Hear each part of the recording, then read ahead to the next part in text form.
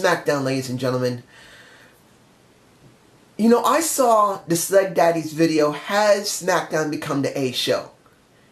And after seeing how the product has been for several months, I tend to agree. Smackdown has become a much more better show than Raw has. Do I believe they'll be able to hold it up? I don't know. But looking how the product is right now, it's a good contender for first place. Let's get to what happened with Randy Orton and what happened to Bray Wyatt. How can I say this? I still love Bray. But I don't believe Bray is gaining anything from this situation unless when No Mercy comes around, he wins. Because it doesn't make a difference how well he sounds, how good the backstage segments are, how good we saw Randy Orton walking around wanting Bray and trying to hunt him down, and then kicking his ass later and putting a mask on.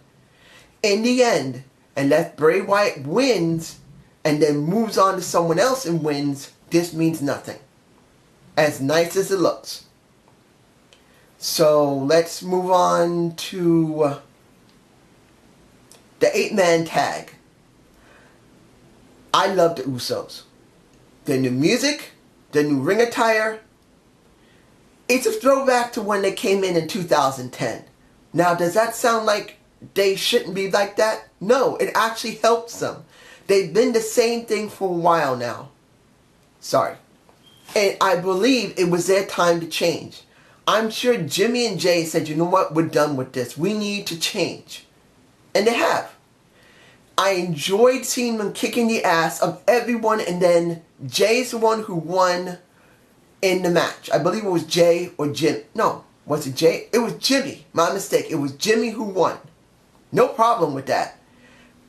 Usually Jimmy is the one who wins. Doesn't mean Jay doesn't win, but usually Jimmy is the one who wins. And this just builds into No Mercy. But to be honest, it would have been better in the last pay-per-view. They did not get involved in the main title scene. They had time to build up into this.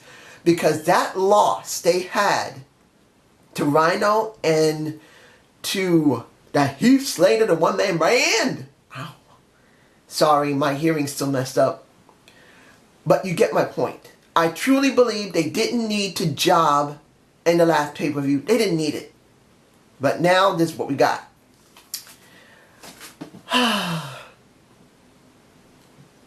The women's tag was not bad. Seeing Carmella working well with Natalya was actually very good for one simple reason. As I said before, Carmella by herself is not that good. She's very generic when she's a face. As a heel, she's good, but she still needs someone to play off of. She's always good with someone playing off of her. And having Natalya with her is an actually good thing. Putting Naomi with Nikki Bella is actually a very good thing. Those two seem to mesh very well together. They do. It just seems like there's something more going on than just them working together. Not saying Natalya and Nikki Bella are not still friends and they don't love each other, but having Naomi work with Nikki Bella, I think their friendship has gotten a little better. And in this case, Naomi did not job. She looked good. She looked good in the beginning of it. She looked good during the match. But in the end, she didn't need the job. It was Nikki Bella who jobbed. I have no problem with that. Because I don't like to see Naomi job every single time. People are cheering heavily for her. Finally, you could see the crowds truly cheering for her. It's not just because of her dancing. Her attitude and her ring work has gotten her over. Does it mean her talking is good?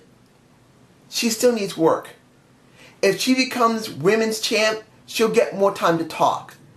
So right now, she's still not a very strong talker. Doesn't mean she can't talk. It's just that she's not a very strong talker because they don't give her a lot of time. But in the end, Nikki's the one who jobbed, and this just builds into Carmella and Nikki Bella. No problem. They kind of rhyme. Dean Ambrose versus AJ Styles. I could leave this for the end, but there's no real need to. Dean looked good.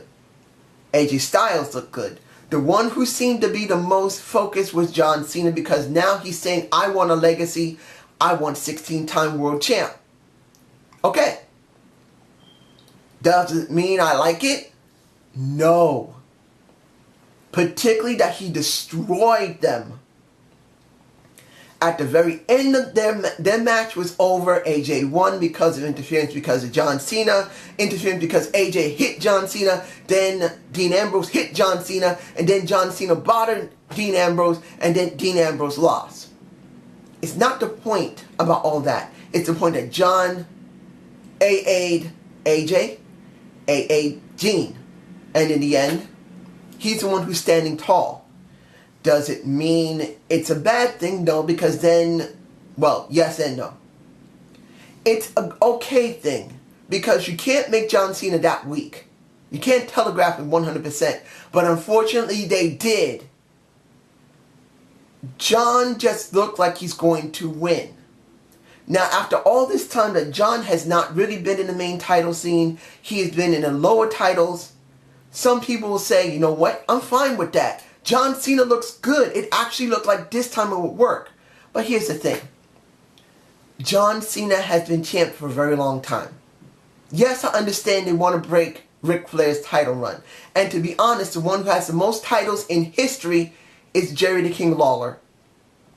I'm going to keep saying it.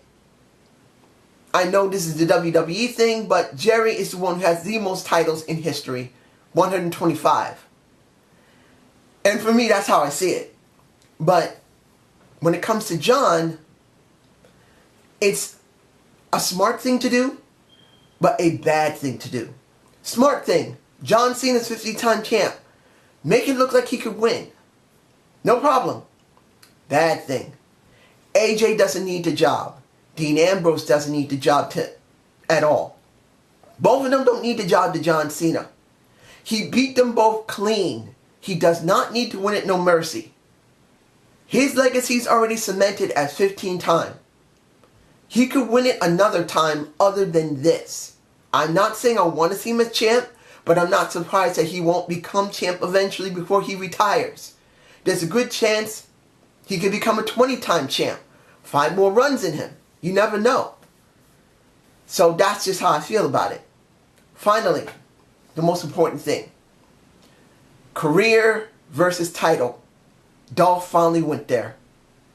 I don't know if I'm going to use that. Maybe I'll say Dolph finally went there. But in the end, after seeing this segment with The Miz getting his celebration, Dolph saying, you know what, I haven't had it that good. You're right, Miz. I think in this respect, Miz was actually talking, well, Michael was actually being kind of honest to Nick. Because he's never had a real good shot. Every time something happens, they take it from him. So, like, lowbrow, he was actually being honest. So, I respect that from Mike. And from Nick, let's be honest, Nick has done almost nothing. Dolph Ziggler has done nothing. The WWE refused to pull the trigger on him over and over and over again. He had the chance when they did their first pay-per-view. And what happened? They didn't pull the trigger. Now, IC title. In this case, there was nothing else they could do for him. There was nowhere else for him to go. He's done everything they could do with someone that they don't want to push. He's been in the IC championship. He's been in the US champion. He's been, I think, a tag champion a couple of times. And he's been a world champion at least 2 times, but never pushed when he got those titles. He's done literally everything. Now, I'm not saying he's finished his contract. I would be surprised if he is. But let's be honest. Dolph Ziggler has nowhere left to go. There's nothing else they can do with him. Either they're going to have a stipulation where it's a maybe no holds barred, not bird, no holds barred, and we've already seen that. I Quit match, we really haven't seen that much from him doing that. But this, we've seen it once before, But in this case, it's more important because it's on SmackDown. And it means something. Having his family there and Mike's family there, The Miz, actually adds to this.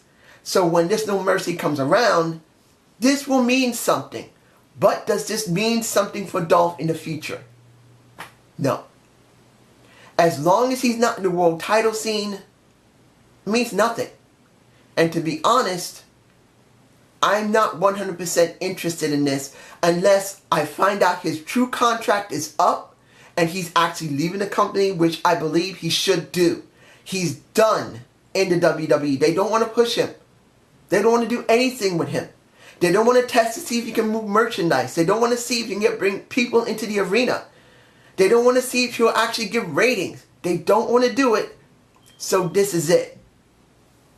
And this is just how I feel about it. You guys tell me below. I hope you enjoyed the Zane view. Please give me a comment below when TNA comes out. I will be doing it. It'll probably be on a Saturday like it usually is. I hope you guys don't mind what I'm doing here with my face because, as you heard, I tend to slur because of my face. You guys have a good day. Have a good night. Peace.